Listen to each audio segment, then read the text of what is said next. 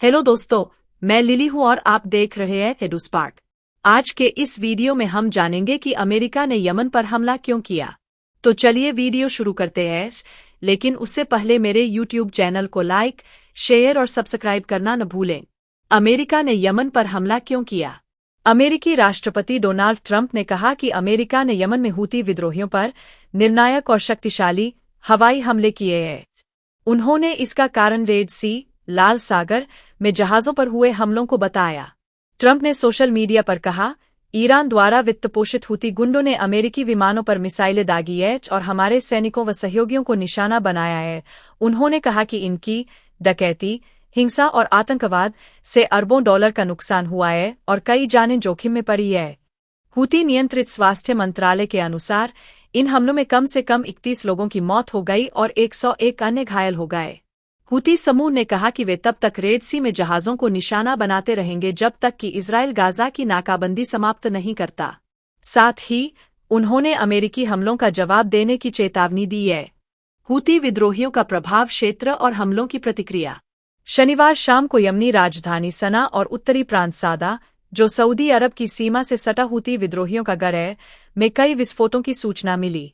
यह ईरान समर्थित विद्रोही समूह सना और उत्तर पश्चिम यमन पर नियंत्रण रखता है, लेकिन यह देश की अंतर्राष्ट्रीय स्तर पर मान्यता प्राप्त सरकार नहीं है।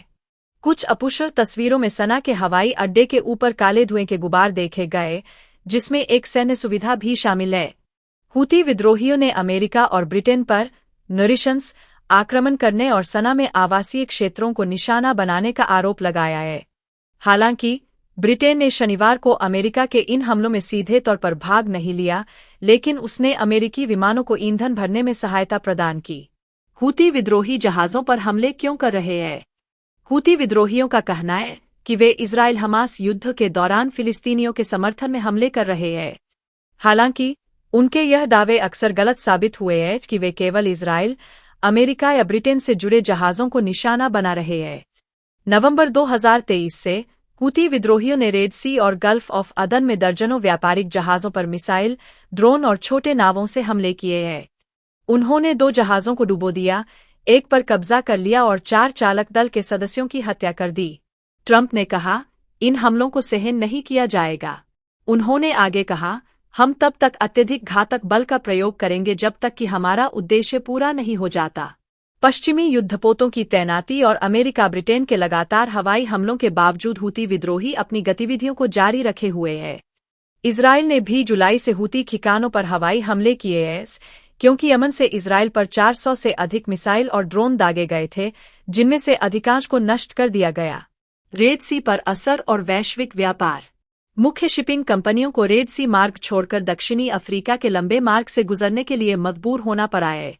रेड सी से सामान्य रूप से वैश्विक समुद्री व्यापार का लगभग 15% हिस्सा गुजरता है। ट्रंप ने कहा कि 1 साल से कोई अमेरिकी जहाज सुरक्षित रूप से स्वेज नहर से नहीं गुजरा है और 4 महीने से कोई अमेरिकी युद्धपोत इस जलमार्ग से नहीं निकला है। स्वेज नहर एशिया और यूरोप के बीच सबसे तेज समुद्री मार्ग है और तेल तथा तरलीकृत प्राकृतिक गैस (LNG) के परिवहन में महत्वपूर्ण भूमिका निभाती है। ट्रंप की चेतावनी और ईरान की प्रतिक्रिया। ट्रंप ने हूती विद्रोहियों को चेतावनी देते हुए कहा कि अगर उन्होंने अपने हमले जारी रखे तो तुम पर ऐसा नरक बरसेगा जैसा तुमने पहले कभी नहीं देखा होगा।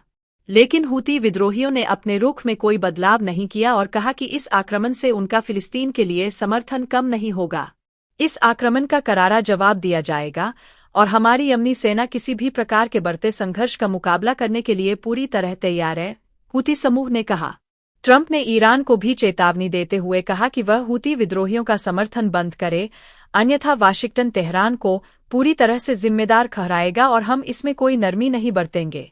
उन्होंने पूर्व अमेरिकी राष्ट्रपति जो बाइडेन के प्रशासन पर भी निशाना साधते हुए कहा कि वह बेहद कमजोर था और हूती विद्रोहियों को निरंकुश रूप से बढ़ने दिया। ईरान के विदेश मंत्री अब्बास अरागची ने अमेरिकी सरकार पर निशाना साधते हुए कहा कि वाशिंगटन को ईरानी विदेश नीति निर्धारित करने का कोई अधिकार नहीं है। इजरायली नरसंहार और आतंकवाद का समर्थन बंद करो, अरागची ने रविवार को एक्स, पहले ट्विटर, पर पोस्ट किया। यमनी लोगों की हत्या बंद करो। अंतर्राष्ट्रीय प्रतिक्रिया। अमेरिकी विदेश मंत्री मार्को रूबियो ने रूसी विदेश मंत्री सर्गेई लावरोव से बातचीत में हूती विद्रोहियों पर सैन्य प्रतिरोध जारी रखने की बात की। एक अमेरिकी प्रवक्ता ने कहा, अगर हूती हमले जारी रखते हैं तो अमेरिका इसे सहन नहीं करेगा। वहीं रूसी विदेश मंत्रालय के अनुसार लावरोव ने सभी पक्षों से तत्काल सैन्य कार्रवाई रोकने और राजनीतिक संवाद के माध्यम से समाधान खोजने की आवश्यकता पर जोर दिया। इस वीडियो को देखने के लिए धन्यवाद। मुझे उम्मीद है कि आपको यह वीडियो पसंद आया होगा। कृपया इसे लाइक करें, शेयर करें और मेरे YouTube चैनल को सब्सक्राइब करें।